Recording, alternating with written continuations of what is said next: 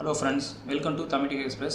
In the video la அடுத்து வரப்போற Moto உடைய 5G phone தாங்க பார்க்க போறோம். மாடல் வந்து Motorola G75 ங்கற 5G phone தான். இந்த phone வந்து ஆல்ரெடி ஈஸ்ட் யூரோப்ல லான்ச் பண்ணிட்டாங்க.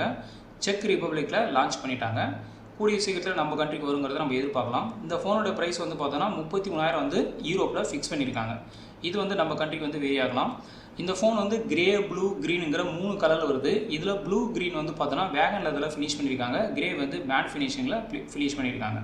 இப்போ இந்த ஃபோனோட ப்ளஸ் மைனஸ் என்னங்கறத பார்ப்போம். ஃபர்ஸ்ட் வந்து ஃபீச்சரை பார்த்தறலாம். ஸோ மொதல் ஆப்ஷன் வந்து ரேம். இந்த ஃபோனில் ரேம் வந்து 8GB வந்து ஸ்டார்டிங்லேயே கொடுத்துருக்காங்க. இது வந்து ஒரு நல்ல ஆப்ஷன். ஸோ மல்டி டாஸ்கிங்க்கும் அதுக்கப்புறம் ஒரு ஹை பர்ஃபார்மன்ஸ் வந்து நம்ம இந்த 8GBயில் எதிர்பார்க்கலாம்.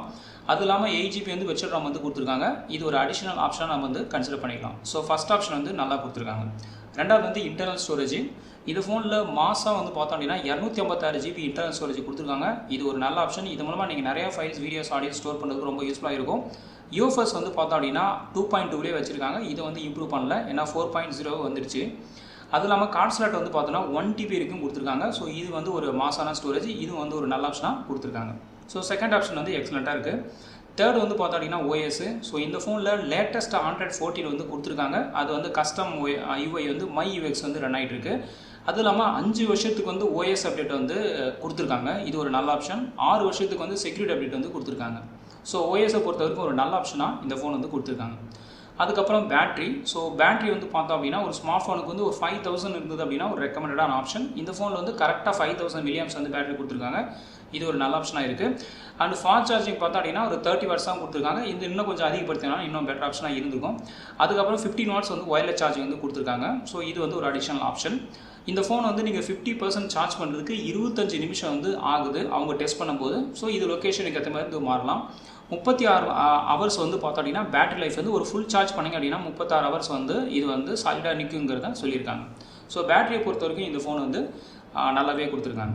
அடுத்தது வந்து சிப்செட்டு.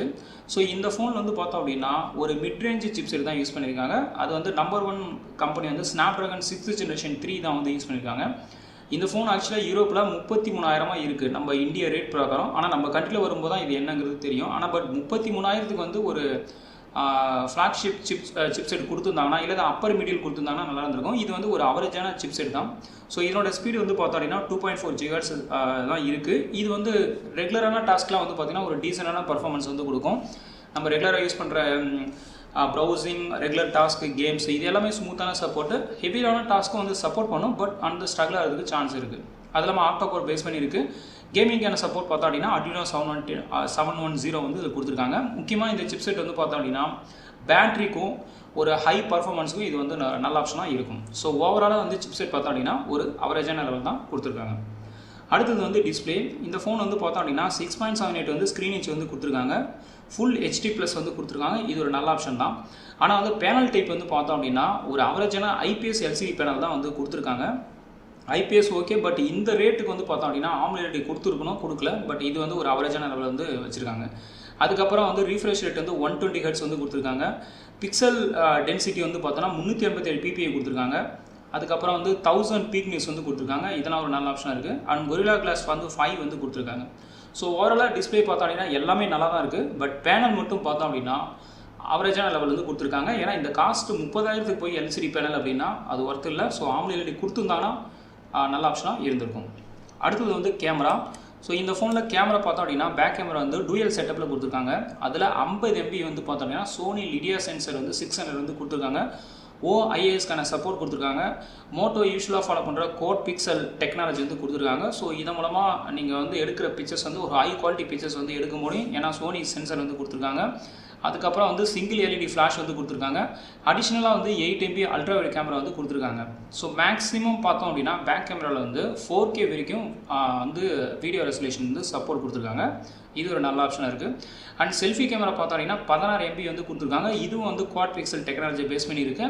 இதுலையும் மேக்ஸிமம் வந்து 4K அல்ட்ரா ஹை டெஃபினேஷன் வரைக்கும் வந்து எடுக்க முடியும். அதுக்கப்புறம் வந்து பார்த்தோம் அப்படின்னா பேசிக்காக இருக்கிற கேமரா வீடியோக்கான சாஃப்ட்வேர்லாம் கொடுத்துருக்காங்க. ஸோ ஓவராலாக கேமராவோட பர்ஃபார்மன்ஸ் பார்க்கும்போது ஒரு நல்ல பர்ஃபார்மன்ஸ் வந்து கொடுத்துருக்காங்க.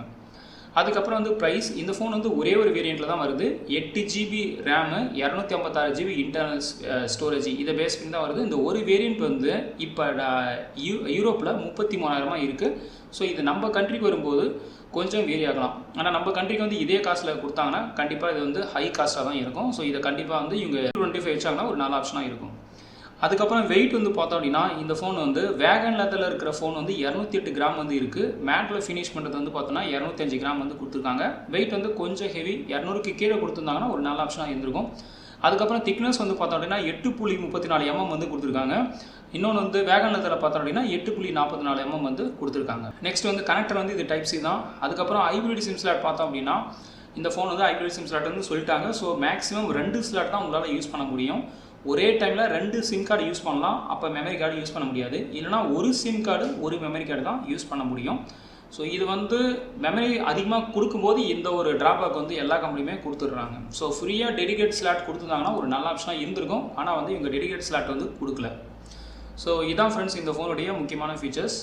இப்போ மற்ற ஃபீச்சர்ஸ்லாம் என்ன அப்படின்னு பார்த்தோம் அப்படின்னா மோட்டோ யூஸ்வலாக கொடுக்குற டூயல் ஸ்டூடியோ ஸ்பீக்கர்ஸ் வந்து கொடுத்துருக்காங்க. வித் டால்பி அட்மோஸ் கொடுத்துருக்காங்க. ஸோ சவுண்ட் சிஸ்டம் வந்து கிறிஸ்டல் கிளியராக வந்து இருக்கும். ஏன்னா நிறைய மோட்டோ ஃபோனில் பார்த்தோம் அப்படின்னா பேசிக் ஃபோன்லையும் சரி அட்வான்ஸ் ஃபோன்லையும் சரி எல்லாமே வந்து டால்பி அட்மோஸ் கொடுக்குறாங்க. இது ஒரு நல்ல ப்ளஸ் பாயிண்டாக இருக்குது.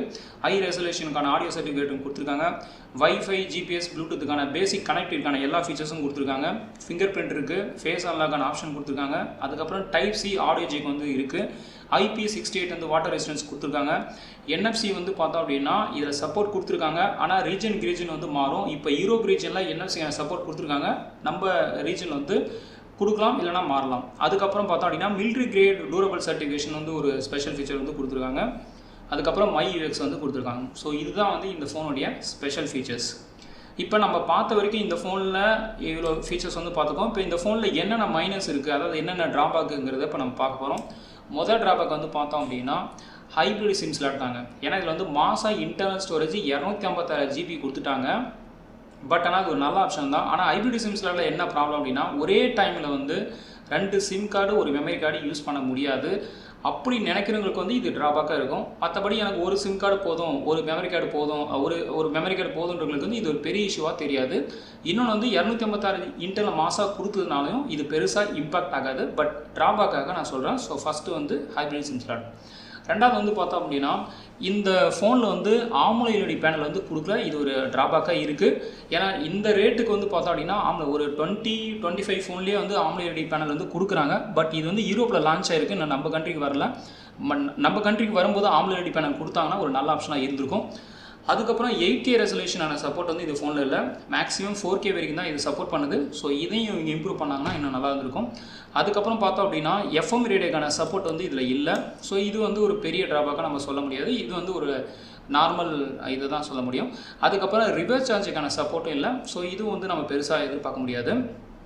அதுக்கப்புறம் முக்கியமாக பார்த்தோம் அப்படின்னா சிப்செட் வந்து கொஞ்சம் இம்ப்ரூவ் பண்ணியிருந்தாங்கன்னா இன்னொரு பெட்டர் ஆப்ஷனாக இருந்திருக்கும்.